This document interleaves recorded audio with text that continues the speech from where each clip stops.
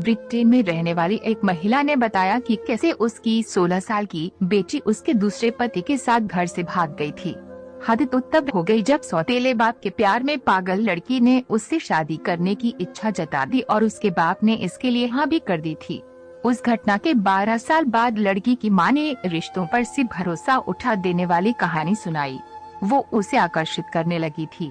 मुझे तो क्या, किसी भी औरत को पति के मुंह से अपनी प्रेमिका की तारीफ नागवार गुजरती होगी। मुझे भी कोफ्त तो होती थी जब किट्टी के साथ अपने पुराने दिनों की बातें तरुण मेरे साथ शेयर करते थे। 54 साल की एना वॉटकिंस ने बताया कि 2007 में उसकी जिंदगी ने कैसा मोड़ लिया।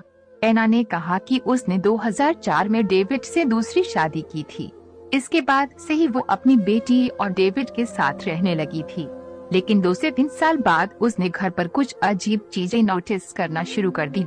एना ने बताया कि जब भी वो घर से काम के सिलसिले में बाहर जाती थी, उसकी बेटी साराह काफी खुश हो जाती थी। वो ज्यादातर समय अपने सौतेले पिता के साथ गुजारती।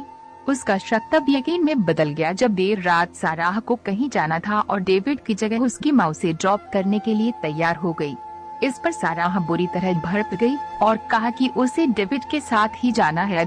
इसके बाद एना ने एक दिन देखा कि साराह डेविड के कमरे में उसे आकर्षित करने की कोशिश कर रही थी और तभी वो पूरी कहानी समझ गई। 1 साल पहले की सभी घटनाएं मेरे मन मस्तिष्क पर सजीव हो उठी। सुहाग सिज पर मैं शर्माए सकुचाई बैठी थी, खुशबू के झोंके की तरह। जैसे ही तरुण ने कमरे में कदम रखा, मैं छुई मुई सी बन गई।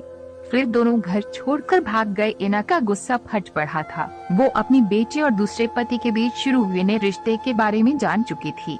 एना इसके पहले कुछ करती, दोनों घर छोड़कर भाग खड़े हुए।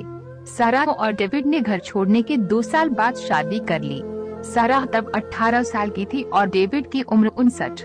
दोनों की इस हरकत को जानकर एना बुरी तरह टूट गई थी। दिया ट्विंस को जन्म अपने सौतेले पिता से शादी करने के बाद साराह ने जुड़वा बच्चों को जन्म दिया। इस घटना के 12 साल बाद उसकी मां एना ने दोनों को माफ कर देने का मन बना लिया, लेकिन अपनी मां को देखकर साराह बुरी तरह भड़क गई और उस पर गाड़ी चढ़ाने की कोशिश भी की। एना ने अपनी बेटी पर पुलिस में मामला दर्ज कराया।